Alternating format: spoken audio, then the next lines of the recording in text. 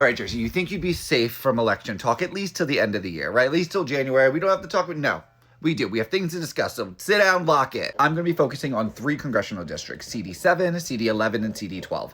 Mostly because those primaries look like they will be really competitive going into next year, so if you know anybody that lives there, make sure you are sharing this out with them so we can all stay informed. Squeaking, you hear a shadow chewing on his ball. He said he will not refrain. First congressional district I'm talking about is CD11 because that will be the first primary that occurs, although we do not know when that primary will be. NJ11 is the current seat of Governor-elect Mikey Sherrill. Obviously, she cannot be the governor and the congresswoman, so she will be resigning her position as representative. Now, people have been maneuvering and getting ready to run for this seat since she announced she was running for governor almost a year ago. There are a couple candidates with pretty good name recognition, and again, this is days old, so this is by no means a list of like who's the heavy hitters. This is just who we got, who I know of right now that, you know, has it announced in the last 4 seconds. First being Essex County Commissioner Brendan Gill. Now, he enters the race with like 60 endorsements already, including a huge one from Governor Phil Murphy. Passaic County Commissioner John Bartlett. He has raised in the last like week since he has announced like $300,000 or something. And of course, former Congressman Tom Malinowski. Now remember, Tom did not represent this district. He was the congressman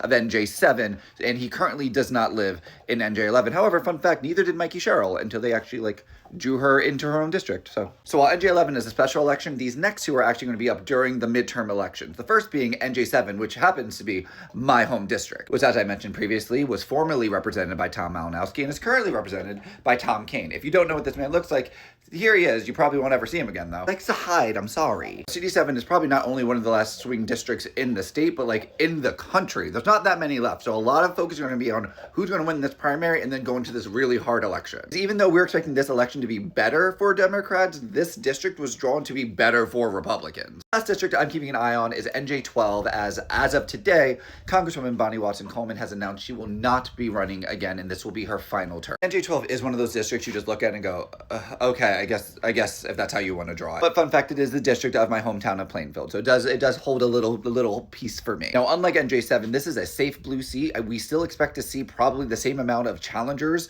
in the primary for NJ12 as we do in NJ7, but after whoever wins the primary will probably sail right through the general election. Anyway, that's where my brain's at post-gubernatorial election. If you're interested to know about these candidates, stay tuned. I'll try to get as much information out there. If you know these candidates, send them my way so I can talk to them.